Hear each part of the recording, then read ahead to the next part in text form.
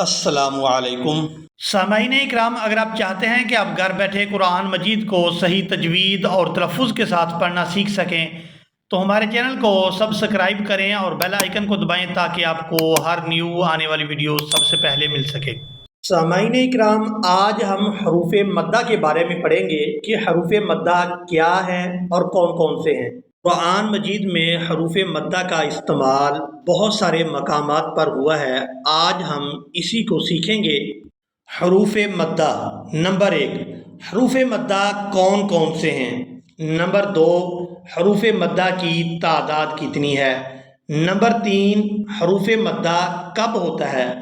اور نمبر 4 ہے حروف مدہ کی مقدار کتنی ہے؟ اب ہم ان سب کو الگ الگ سیکھیں گے۔ سب سے پہلے ہم اس بات کو جان لیتے ہیں کہ حروف مدہ سے کیا مراد ہے۔ حروف مدہ سے مراد ان حروف کو کھینچ کر لمبا کر کے ادا کرنا، یہ ہے حروف مدہ کا استعمال۔ ان حروف کو لمبا کر کے اور کھینچ کے ادا کیا جاتا ہے۔ اس کے بعد اب ہم جانتے ہیں حروف مدہ کی مقدار کو۔ حروف مدہ کی مقدار ایک الف، یا یوں کہہ لیں کہ 1 سیکنڈ کے برابر ان کو کھینچ کر ادا کیا جاتا ہے۔ حروف مدہ کو 1 الف یعنی 1 سیکنڈ کھینچ کر ادا کیا جاتا ہے۔ حروف مدہ تعداد کے اعتبار سے 3 ہیں: الف، واو اور یا۔ اب ہم سیکھتے ہیں کہ الف مدہ کب ہوگا، واو مدہ کب ہوگی اور یا مدہ کب ہوگی۔ نمبر 1، الف مدہ۔ الف خالی سے پہلے حرف پر زبر ہو تو اس الف کو الف مدہ کہیں گے۔ الف خالی سے پہلے حرف کوئی بھی ہو سکتا ہے، لیکن اگر اس کے اوپر زبر ہے اور اس کے بعد ہے الف خالی تو وہ الف مدہ ہوگا، اور ہم اس کو 1 الف یعنی 1 سیکنڈ کے برابر کھینچ کر ادا کریں گے۔ اب ہم الف مدہ کی مثالوں کو قرآن مجید سے دیکھتے ہیں تاکہ ہم پر بات اچھی طرح واضح ہو جائے۔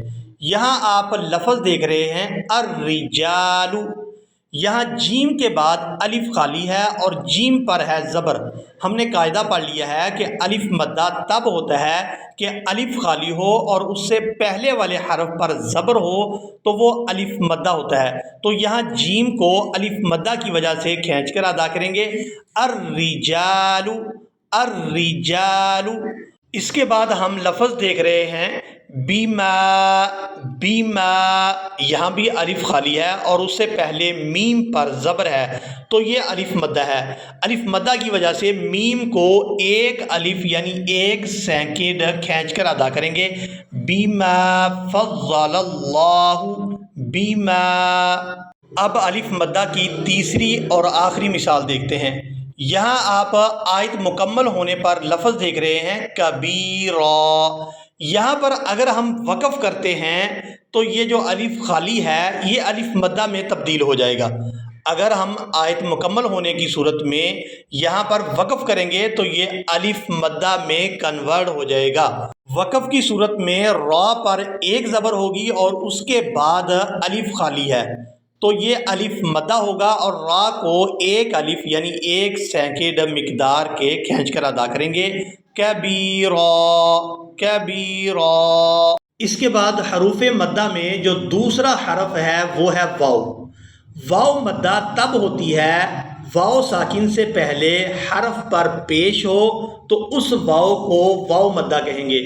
واو ساکن ہو اور اس سے پہلے والا حرف کوئی بھی ہو لیکن اس پر اگر پیش ہے اور آگے واو ساکن ہے تو وہ واو مدہ کہلائے گی، اور اس کی وجہ سے اس حرف کو کھینچ کر ادا کیا جائے گا۔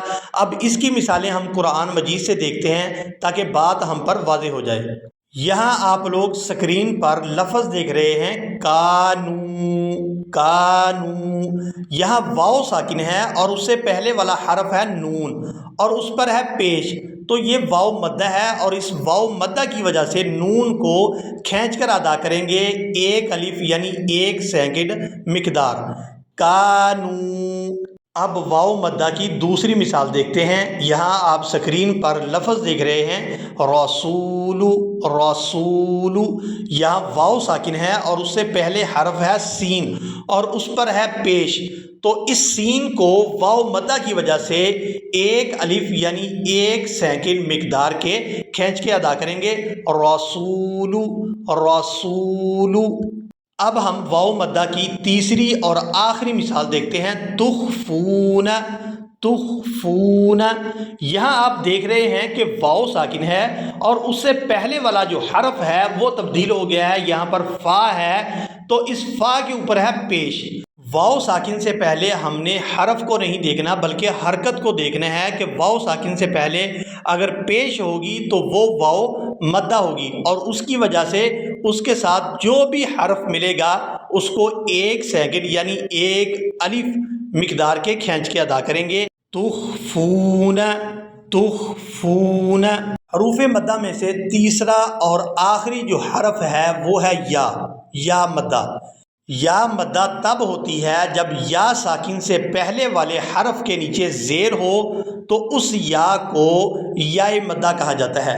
یہ بات ذہن نشین کریں کہ یا ساکن ہو اور اس سے پہلے والا جو حرف ہے اس کے نیچے اگر زیر ہوگی تو وہ یا مدہ ہوگی، اس کو ہم 1 الف یعنی 1 سیکنڈ مقدار کے کھینچ کے ادا کریں گے۔ اب یا مدہ کی مثالوں کو قرآن مجید سے دیکھتے ہیں۔ یہاں آپ سکرین پر آیت دیکھ رہے ہیں وکیلا، وکیلا۔ یہاں پر یا ساکن ہے اور اس سے پہلا جو حرف کاف ہے اس کے نیچے ہے زیر، تو یہ یا مدہ ہے، اس کی وجہ سے کاف کو 1 الف یعنی 1 سیکنڈ مقدار کے کھینچ کے ادا کریں گے، وکیلا، وکیلا۔ آگے آپ لفظ دیکھ رہے ہیں یعید، یعید۔ یہاں پر یا ساکن ہے اور اس سے پہلا جو حرف عین ہے اس کے نیچے ہے زیر۔